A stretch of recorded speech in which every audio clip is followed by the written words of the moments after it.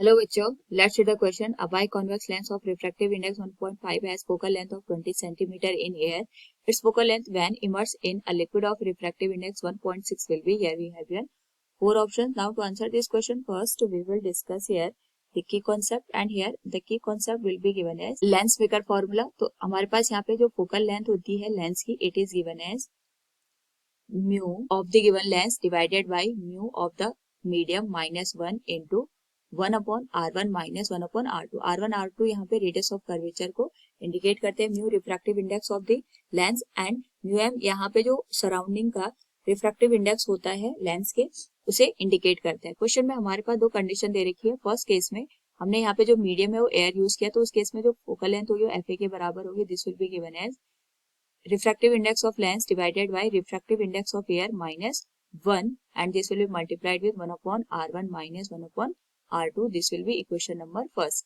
इसी तरीके से अगर हम बात करें यहाँ पे हमारे पास जब हमने इस लेंस को लिक्विड में इमर्स कर दिया, उस केस में जो फोकल लेंथ होगी उसको हम FL से इंडिकेट कर लेते हैं, और यहाँ पे या फिर FM से इंडिकेट कर देते हैं. L हमने यहाँ पे लेंस के लिए यूज किया क्योंकि, तो हमारे पास जो वैल्यू आ जाएगी that will be given as mu of the lens divided by mu of the given medium minus 1, और क्योंकि हमारे पास रेडियस ऑफ कर्वेचर सेम है तो ये जो वैल्यू है ये हमारे पास यहाँ पे एज इट इज रहेगी. This will be equation number 2.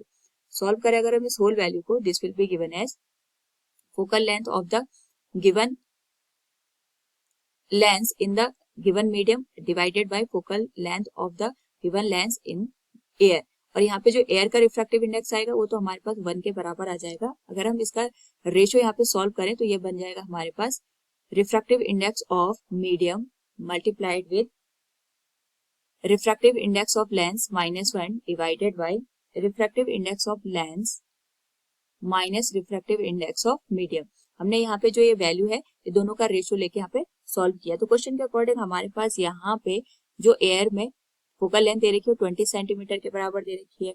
जो हमारे पास यहाँ पे मीडियम का रिफ्रैक्टिव इंडेक्स है वो 1.6 दे रखा है, और जो लेंस है हमारे पास उसका जो रिफ्रैक्टिव इंडेक्स है वो 1.5 के बराबर है. तो हम इसको लिखेंगे 1.6 into 1.5 minus 1 divided by lens का रिफ्रैक्टिव इंडेक्स हमारे पास यहाँ पे 1.5 है, एंड इसको हम माइनस करेंगे यहाँ पे 1.6 के साथ.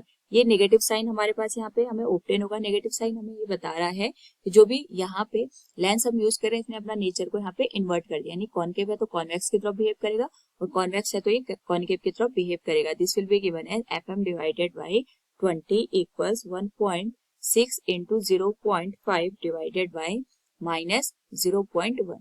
सॉल्व करें अगर हम इसको तो ये बन जाएगा 0.80 डिवाइडेड बाई 0.1.